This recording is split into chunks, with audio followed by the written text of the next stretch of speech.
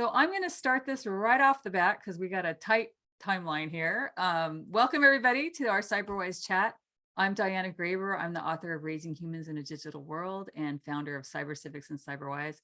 Here as always with Dr. Pamela Rutledge, who's the director of the Media Psychology Research Center. And we're so happy to welcome back Dino Ambrosi. He's been with us before.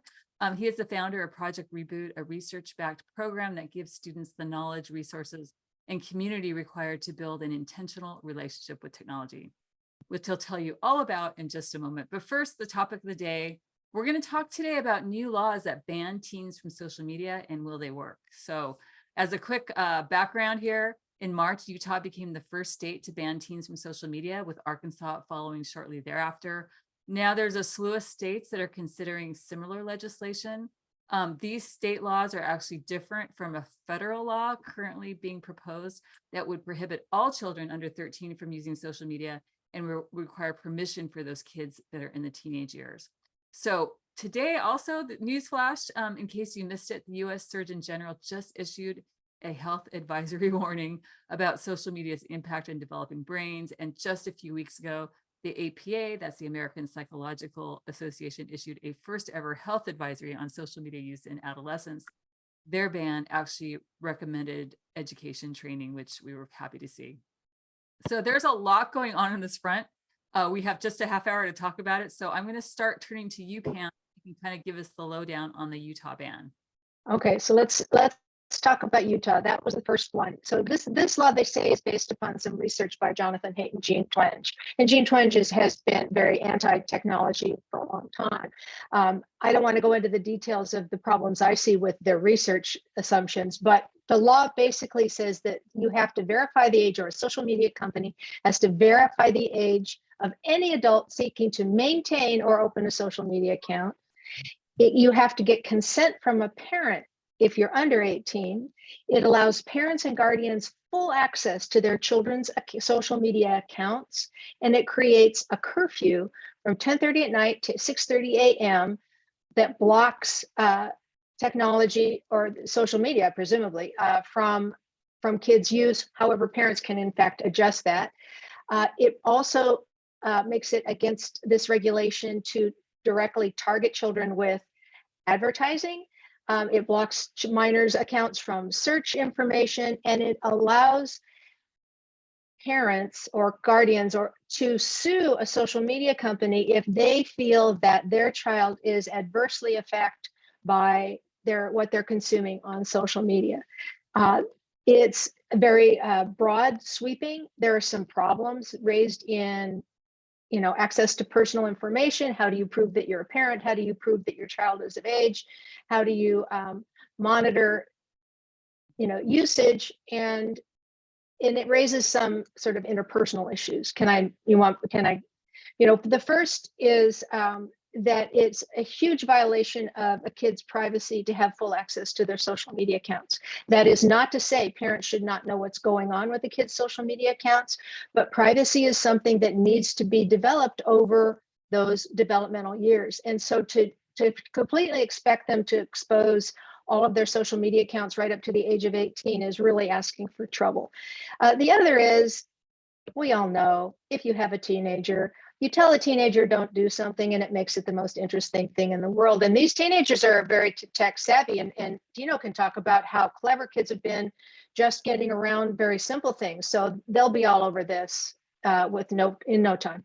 Right. And just real quick, the Arkansas bill is very similar to what Pam just described, although it's a weird bill because it has some very odd exemptions, which I don't get at all. So for example, companies that offer subscription content in which users follow or subscribe are exempted. Virtual gaming is exempted. That means Twitch and OnlyFans.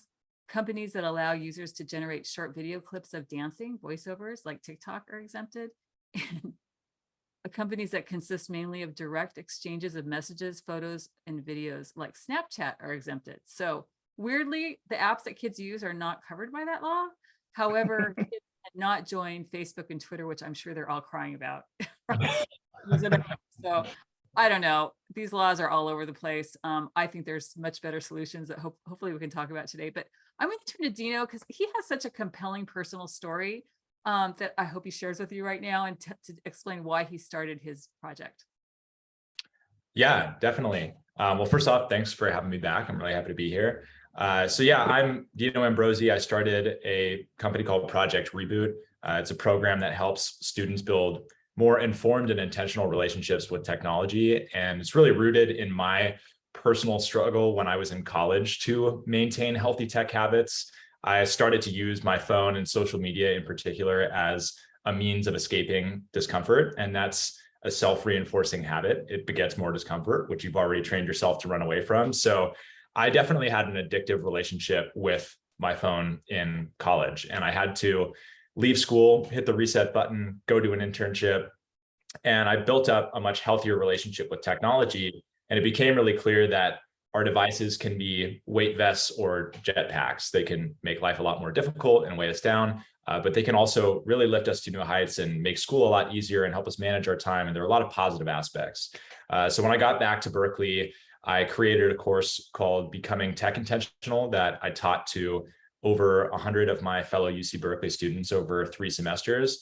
And the goal was to help them reset their relationships with technology and build better tech habits so that their devices are jetpacks as opposed to weight vests. And now that I've graduated, I've turned that into Project Reboot, which I've delivered to over 4,000 students over the course of the past year through speaking engagements, consulting, and running programs in schools. So yeah, it's a little bit of background about me. Yeah, Pam, I was just thinking as Dino was speaking about how the jetpack analogy, it's so much how both these health advisories have said that social media is not inherently bad or good. And I just think that's right. not say this enough because it's always the boogeyman.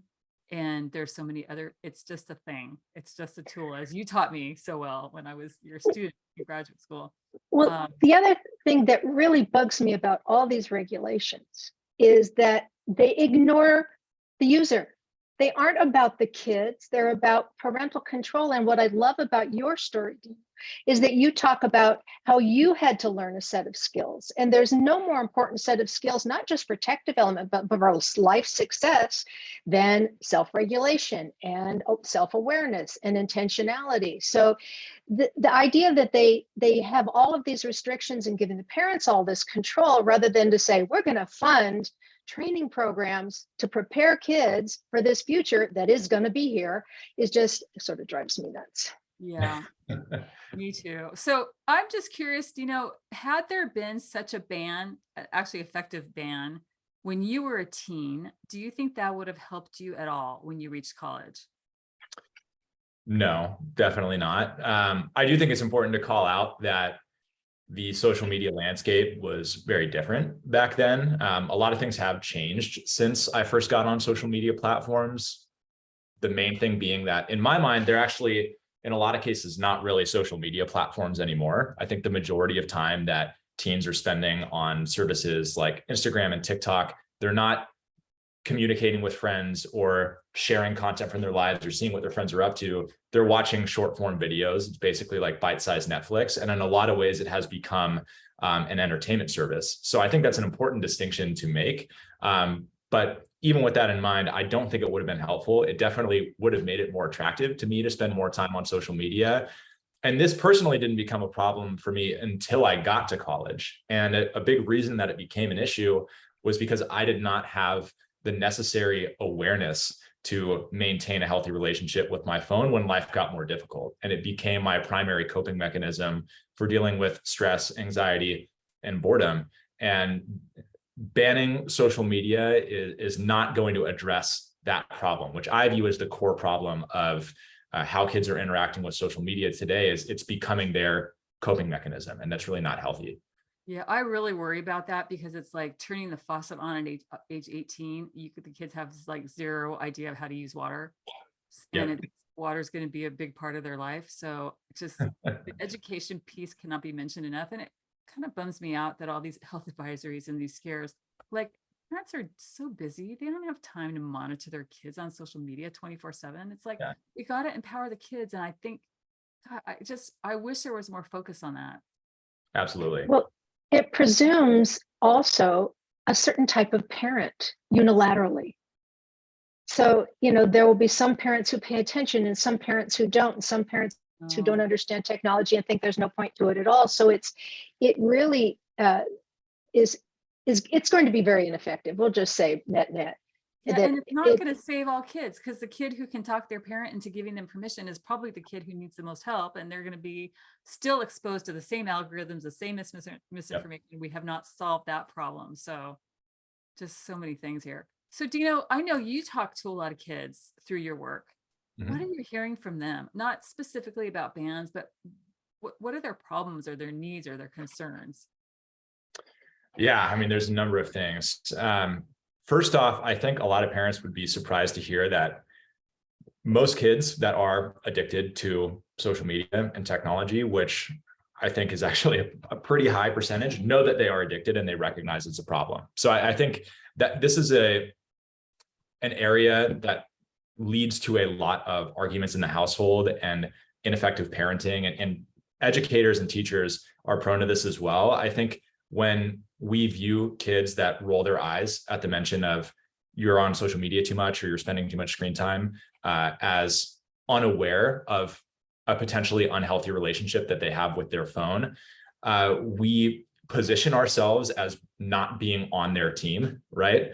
And so much of the reason that, as I'm saying, kids do develop unhealthy relationships with their phones is it's become their coping mechanism for discomfort. So if you come at them with social media is the devil, you need to get off it, like you're spending way too much time on TikTok, it's bad for your attention span, this is bad for your mental health, you're inciting guilt, shame, anxiety, and stress, all of which they've already become accustomed to running away from by turning to their phone.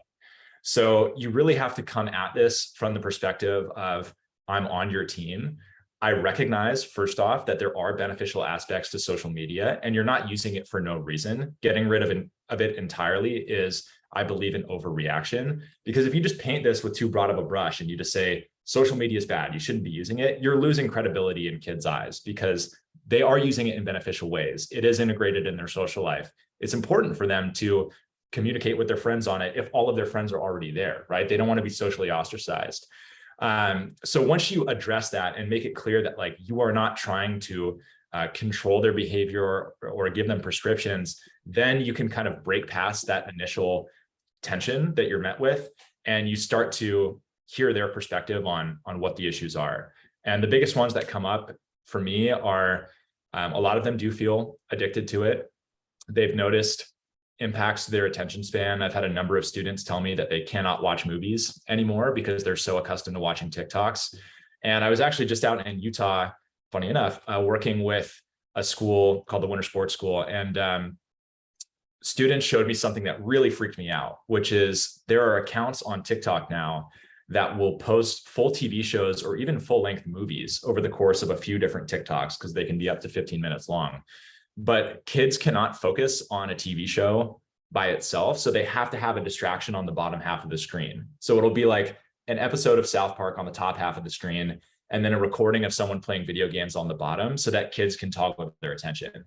So that attention switching thing, I think, is having some real consequences, and kids are recognizing that, and it stresses them out. But again, it's become their coping mechanism for dealing with discomfort. So they turn to it more. And then the other big thing that I hear is students struggle with falling asleep because a lot of them are scrolling on TikTok and Instagram late at night, and they know that it's bad and they want to stop, but it's become a habit that's ingrained and it's a big challenge for them. So those are the big things I hear. And of course, all of this is socially reinforced. Like there's a culture around using social media. So kids don't want to be that one person that is off of it and then becomes ostracized. So that's why I kind of try to address everybody at once in a school and get them to have some conversations with each other and reframe how they're thinking about using social media. And just a quick question, what ages were those kids you were talking to? It was a high school in Utah, but I've worked with kids as young as 6th grade. Yeah. The reason I asked that is when I teach cyber civics to 6th grade, it's always been the first year we talk digital citizenship, and I present all these like, hey, I'm just presenting you the facts here. I let them investigate all the things non-judgmentally. I'm a big advocate. I love technology. So, they're surprised at that. But always at the end of the year, they're like, I don't want to have anything to do with this stuff. Like they're taking my personal information and they're doing this and that. and they step back and they decide they don't want to have anything to do with it. And at first, when I taught cyber civics, I told the parents, gosh, I'm like, gosh, I didn't expect that reaction. And they go, oh no, we love it.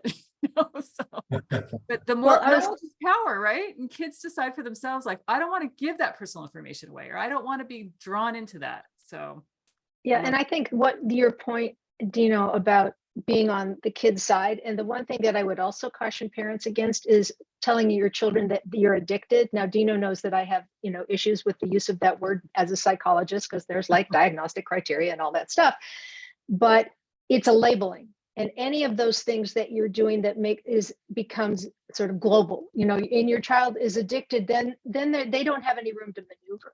So what Dino recommends is really powerful, which is to really listen and understand what they're doing and help them, as Diana was talking about, get some information so that they can start to make some judgments about their behavior relative to their goals. Yeah, and I think what we've discovered, probably being with actual kids who use social media as teenagers, is that they deserve a voice. You know what I mean? Like, come on. Yeah. They're pretty smart, and they can be taught pretty easily to use these things way better than most adults I know use it. So these bans are so dismissive of them as developing young humans, right?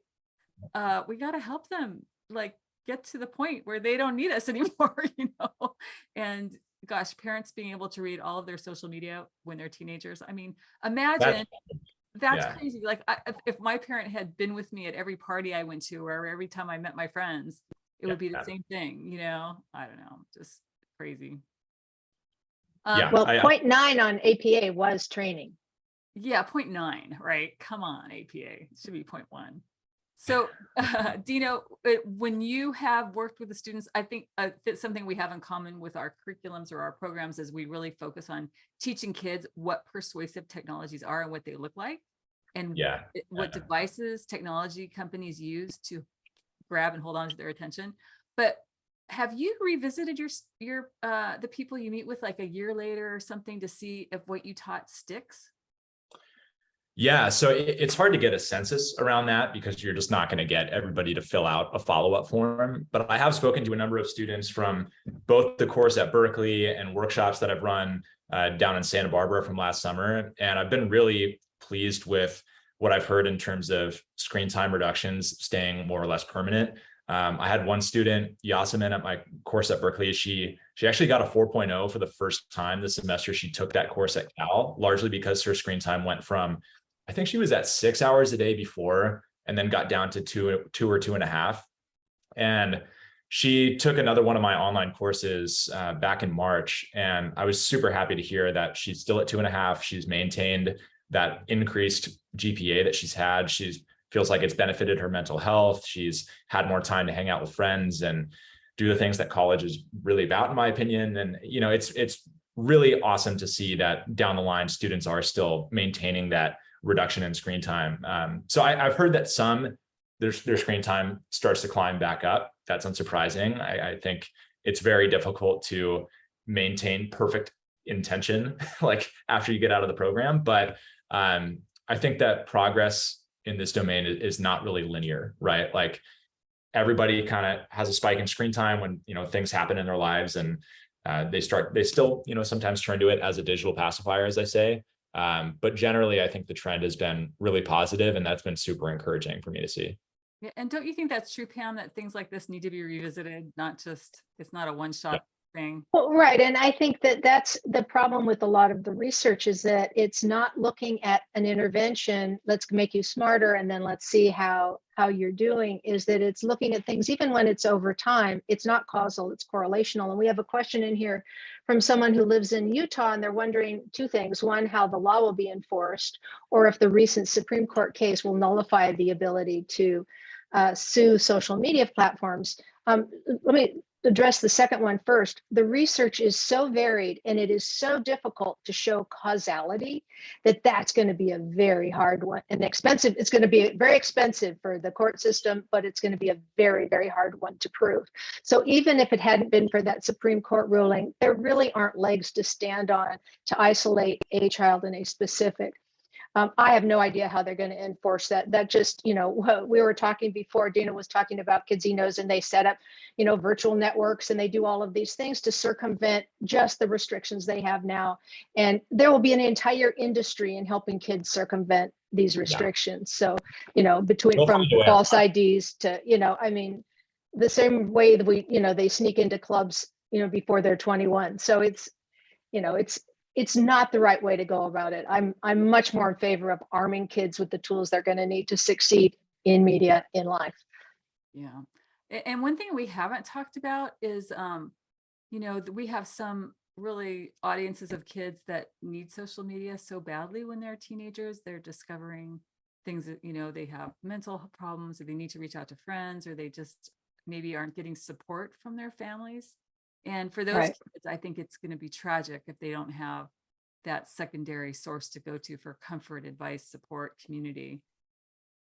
Yeah, and for parents who haven't spent any time on TikTok, because it's very strange, you should know that there's actually a lot of pretty good mental health information on TikTok. There's a lot of crap too, but there is some really good sources there, and people have been making a conscious effort to reach young people through TikTok with important information. So it isn't all dancing or worse.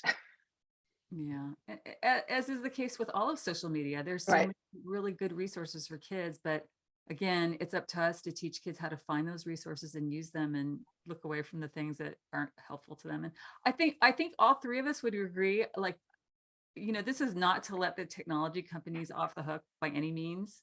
That's a whole nother problem that's going to take probably a ton of years to resolve because we didn't do it up front. But they should definitely, make some changes to take developing teen brains into consideration. But that's a long-term fix, and helping the kids today that are using social media is a short-term fix that we really need to get on top of. So. Well, and what you guys both illustrate so beautifully is that it isn't like this is years and years to get results. I mean, that awareness and practice at changing your behavior patterns happens over a few weeks or a few months. It is, and increasing awareness, it's kind of like going on a diet and you lose a lot of weight and then you kind of slide back, but you now have this awareness of what is a better eating pattern for you as a touch point. And it really can function like that anchoring when things get out of control, to go, oh yeah, well, I remember Dino told me, I should think about this or think about that, or put a sign on my refrigerator door, or whatever. But it establishes a really powerful baseline. Right. So Dino, when you work with kids, if you had to choose the 3 top line things that you teach them that really works, what would those be? Yeah, so I think the 3 things that I focus on are mindset, environment, and habits. Like, those are the 3 main domains that they can make change in that are going to have lasting impacts. So mindset is probably the most important one. I think this is where a lot of the messaging that kids get hit with is ineffective. It puts them in the wrong mindset, the wrong mentality. The core of it for me boils down to recognizing that social media is something that you pay for with your time. It's not free. It doesn't charge you a subscription fee. That's right. But your time is incredibly valuable, and it's not something that you should just be giving away. And when you frame it in that way, it makes it a lot easier for kids to identify what an intentional relationship with it means. So, like, one thing I do in my presentations is I ask kids, how much would you pay for your favorite social media platform if it charged you a monthly subscription fee? Nobody ever says more than like $50 a month. But if you were to value your time at $20 per hour and you're spending 2 hours per day on TikTok, and there are 30 days in a month, that's $1,200 per month that you're effectively paying for TikTok. So when you factor in that value of your time, it becomes clear to students that most of them are actually overpaying for social media. So I get them to figure out, like, what is a realistic time budget for you to spend on each app? And then how do you get a better deal out of it? And that forces them to think about, like, what are the valuable aspects of social media? Because they are there. Again, the tool can be really positive if you use it well, and getting them to think about, in what ways does this add value to my life? And how do I ensure that I'm spending the majority of my time on social media in pursuit of that value and not getting sucked down rabbit holes? That's the mindset that they should be having to build a positive relationship with it. The other mindset piece that I talk about is your content diet, in my eyes, is almost as important as your nutritional diet. food nourishes your body, information nourishes your mind. And it's really critical to recognize that there's a big difference between short form content and long form content. And TikTok videos, Instagram, YouTube shorts, that stuff is short form entertainment. There's a lot of good stuff there. There's some informational stuff there, but you don't have a lot of agency in determining what you're seeing because most of it is algorithmically sorted and it's just trying to capture your attention. So it's going to skew towards things that are more entertainment based. And in my eyes, it's not that you shouldn't consume that at all. Just think of it as dessert, right? It should not be the majority of the content that you're consuming. The meat and the vegetables of your content diet are long form, informative content, and that doesn't have to be restricted to what you learn in school. Go take an online course to learn how to do magic tricks or like learn how to bake bread. I mean, there's an infinite number of things that you can use the internet to learn. And one thing I always tell parents is plant more than you prune, right? Like instill a desire in kids to leverage the positive aspects of technology. That's a much more effective way to change their relationship with it than overly focusing on restricting the negative aspects of it. Again, kids are smart. They want the best for themselves. You have to show them how they can use this in an intentional way. The endpoint that we should be optimizing for is kids having an informed and intentional relationship with technology. By definition, that is not going to be what happens if you set their intentions for them. They need to come to those own determinations, right? So it doesn't make sense to just impose rules without their consent. And then, yeah, the other two things, environment and habits. So environment is by your own volition, making changes to the way that your devices are configured to combat the persuasive design that social media companies are using to drive your behavior in an unintentional direction. So there are a lot of things that you can do here, like adding friction to getting to social media, even just going through the accounts you're following and unfollowing the ones that don't meet the threshold of being worth including in your content diet. Those are all steps that you can take to regain control over how you're interacting with these platforms. And then in terms of habits, there's a couple core things that I think if people did on a daily basis, it'd have a really positive impact. Number one, move your phone charger away from your bed. Do not be scrolling through a social media feed to fall asleep. It's a really bad habit that I had for a long time in college and towards the end of high school. And then just try to find like 30 minutes to be off of screens in general per day. Like unplug, get outside, let your default mode network run, like daydream for a little bit. I think that's really important for just processing the things that are happening in your life and maintaining your mental health. So there's more there, but those are the really core things that I recommend to students. And again, it all boils down to recognizing that they're smart, they want the best for themselves, and you need to position this as this is an us versus big tech thing, as opposed to a you versus me thing in order to get their buy-in. Absolutely. I mean, those are just a gold mine of information that you just shared. So I don't even know where to go from there. Okay. All right. Well, I have just one takeaway, right? Because what he said. Oh, that way. Yeah. But yeah, wherever he is. But the other thing is, I would say, parents, don't panic. Don't get all freaked out by all of these headlines that are grossly exaggerating the impact of social media. Is it a problem? Yes, it is. But it isn't a problem that we're going to solve without arming the kids with tools. Yeah. And I wrote down 3 really quick takeaways. I mean, I teach kids so many lessons on so many things, but the ones that they really love, they love learning about persuasive technologies because it's eye-opening to them. Arming them from misinformation is so important because they encounter so much of it on their social media networks. And then what to do if they're cyberbullied or they encounter hate speech. I mean, I could go on for 3 more days but those are really probably my top 3. Very easy to do. And actually, I'm going to close this out because I'm out the door to teach one of those lessons today. But before I leave, Dino, can you tell everyone where they can find you? Yeah, absolutely. So my website is projectreboot.school. So that's where all the information is. Just go right there. Yeah. All right. And it's great. It is. And so appreciative to have you back. You're just a wealth of information and the work you're doing is so important. Love your 2 cents. So we hope to have you back on another CyberWise chat. And as always, thank you, Pam. Pam and I are going to talk about artificial intelligence with a special guest to be announced soon in our next chat, which I believe June 20th. Is that correct? June 20 something or other, 22nd. I'd have to look at a calendar. 20th. You're asking me this hard. Yeah, 20th? so Okay. we'll announce that soon, but AI has been so much in the news lately that we want to talk about how you can prepare your kids for that world, which is coming in some ways is already here. Lots to talk about. Dino, thank you so much. We'll be in touch. And for those of you who joined us today on the webinar, thank you. If you're listening to the podcast, thank you as well. And we will see you next time. Thank you. It's been a pleasure. Bye. Take care, you guys.